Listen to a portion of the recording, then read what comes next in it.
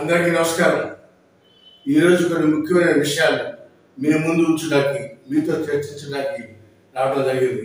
అవి ఏమనగా, ఇటీవల కాలంలో తెలంగాణ రాజకీయాల్ని మనం పరిశీలిస్తే అనేక రకాలైన మార్పులు, చేర్పులు ఇవాళ ఈ పార్టీలో ఉన్న రేపు పొద్దున్నే కాంగ్రెస్లో ఇలా మన వార్తలన్నీ కూడా చూస్తూ ఉన్నాం. కాంగ్రెస్ పార్టీలో చేరుతా ఉన్నారు. అయితే ఇటీవల ఈ సందర్భంగా ఒక విషయం చెప్పక తప్పదు. కేసీఆర్, కేటీఆర్, హరీష్ రావు అధికారంలో ఉన్నప్పుడు గడిచిన 10 సంవత్సరాల్లో కూడా మేము చెప్పిందే వేదం, మేము చేసిందే చట్టం అనే విధంగా వాళ్ళ ప్రవర్తన తీరు కానీ, వాళ్ళు మాట్లాడే తీరు కానీ తెలంగాణ ప్రజల యొక్క మనసుల్ని, హృదయాన్ని గాయపరిచినాయని చెప్పక తప్పదు. ఎందుకంటే మనం చేస్తున్న కన్నా కూడా మన మాటలు ఎక్కువ కాలం ఉంటాయని చాలామంది పెద్దలు ముందు కూడా చెప్పడం జరిగింది. వాళ్ళు చేసిన పనులే వాళ్ళని ఇవాళ ఈ స్థితి తీసుకొచ్చి చెప్తాకి నిస్సంకోచంగా చెప్పక తప్పదు. ఎందుకంటే 14 గెలిచినప్పుడు 63 సీట్లతో గెలిచారు టీఆర్ఎస్ పార్టీ, కేసీఆర్ నాయకత్వంలో. ఆ రోజు బలం లేదు, బలపడాలి అని చెప్పి ఎమ్మెల్యేలు చేర్చుకున్నాడు.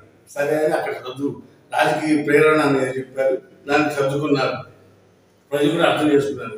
19లో మంచి మెజార్టీ 88 సీట్లు ఇస్తే కేసీఆర్కి ఆ రోజు కూడా కాంగ్రెస్ వాళ్ళని బతకలేదు, టీడీపీ వాళ్ళు గెలిచిన ఇద్దరిని కూడా బతకలేదు. ఆమె కూడా తీసుకొచ్చి మళ్ళా చేర్చుకుని రాజకీయంగా పటిష్టమైన రాష్ట్రం కావాలి అని తన సందర్భానుసృతంగా అవసరాన్ని బట్టి మాటల గారడీ చేసి ప్రజల్ని మభ్య పెడదామని కేసీఆర్ గారు ప్రయత్నం చేశారు.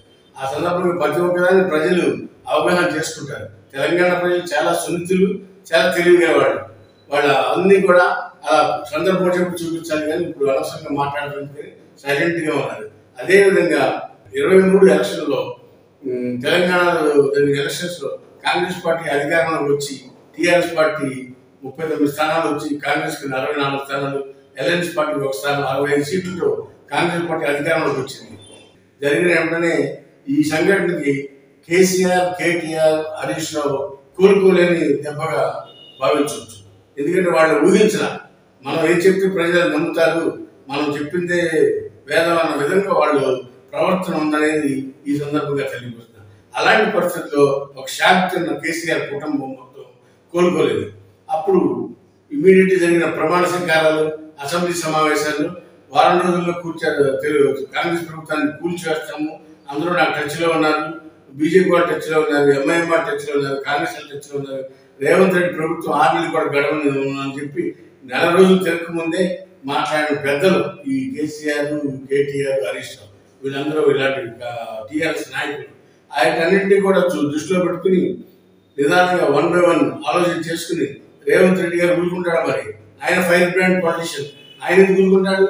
వెంటనే ఎక్కడ చేయాలో, ఏం చేయాలో అవన్నీ సరి చేసుకుంటూ వచ్చి ఆయన ఇవాళ టైం వచ్చినప్పుడు నిర్ణయం తీసుకుంటా అని చెప్పి ఊరుకున్న వ్యక్తి రేవంత్ రెడ్డి గారు.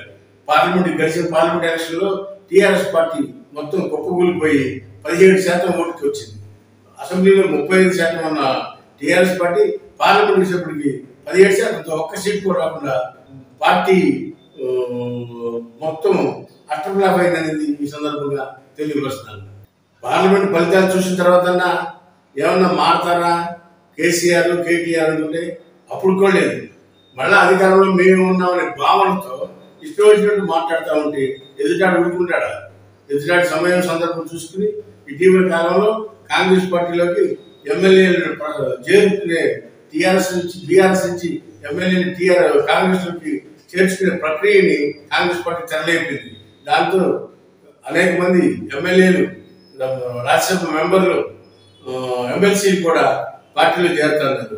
ఈ చేరికలు ఆపాలనే ఉద్దేశంతో తండ్రి, కొడుకు, అల్లుడు కలిపి ఎమ్మెల్యేలందరినీ పిలిపించుకుని, ఎమ్మెల్సీలు అందరినీ పిలిపించుకుని వ్యవసాయ క్షేత్రంలో ఏ రోజు కూడా అపాయింట్మెంట్ ఉన్న పెద్ద మనిషి అందరినీ అవసరం వచ్చినప్పటికీ ఏదో సామెతం తెలుగులో అవసరాలతో గాడి కళైన పట్టుకోవాలి తప్పదన్నట్టుగా అవసరం వచ్చినప్పుడు ఎమ్మెల్యేని కూడా పిలిపించుకుని బతిమాలి కూర్చోబెట్టి చెప్తే ఆయన చెప్పి 24 గంటలు తిరగక ముందే ఎమ్మెల్యేలంతా కూడా కాంగ్రెస్ పార్టీ కండవాలు కప్పుకున్నారు.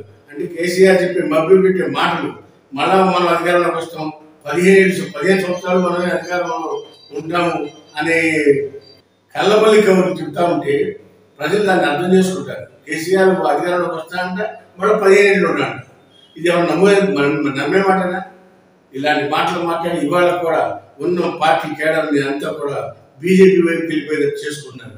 కాబట్టి కేసీఆర్ అర్థం చేసుకోవాలి. ఇప్పుడు కూడా తప్పేదో జరిగింది, దాన్ని సవరించుకుని నిజం చెప్పాలంటే కేసీఆర్ గడిచిన 10 సంవత్సరాలు తెలంగాణ రాష్ట్రానికి కానీ ప్రజలకు కానీ ఎంతో కొంత మేలు చేశారు. అది యథార్థం. ఉచిత కరెంట్ ఇవ్వడం కానీ, 24 గంటలు నీళ్లు ఇవ్వడంలో కానీ, మళ్ళీ కరెంట్ ఇవ్వడంలో కానీ, మళ్ళీ రైతు బంధు ఇవ్వడంలో కానీ, పెన్షన్ ఇవ్వడంలో కానీ అనేక పథకాలు పెట్టారు, చేశారు.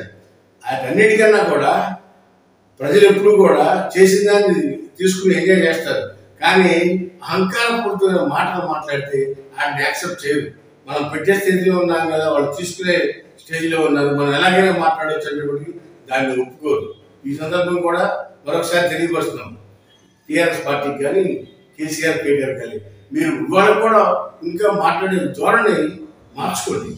ప్రజలకి ఏ రకంగా అయితే మనం దగ్గర అవుతామో ఆ విధంగా ఆలోచించేసి జరిగిన తప్పులు పొరపాటు జరిగాయని చెప్పి ప్రజలకి మెచ్చే విధంగా మాట్లాడడం నేర్చుకుంటే భవిష్యత్తులో అయినా టీఆర్ఎస్ పార్టీకి అవకాశం ఉంటుందేమో. కానీ ఇప్పుడు ఆ విధంగా మాటలు మార్చకుండా కనుక ఇదే ధోరణితో పోతే టీఆర్ఎస్ పార్టీ ఇంకా 0 స్థాయికి తెలుగుదేశం పట్టింది అయితే టీఆర్ఎస్ కూడా పడుతుందని చెప్పగలరు. హాయ్ ఫ్రెండ్స్, మా ఫ్యూచర్ టుడే ఛానల్ చూస్తున్నందుకు చాలా థ్యాంక్స్. మరిన్ని లేటెస్ట్ వీడియోస్ కోసం వెంటనే సబ్స్క్రైబ్ చేయండి. అలాగే ఈ బెల్ ని కూడా రింగ్ చేసేయండి. మా లేటెస్ట్ వీడియోస్ నోటిఫికేషన్స్ అన్నీ మీ మొబైల్లో వస్తాయి. మా వీడియోస్ మీకు నచ్చితే లైక్ చేయండి, షేర్ చేయండి, నచ్చకపోతే కామెంట్ చేయండి.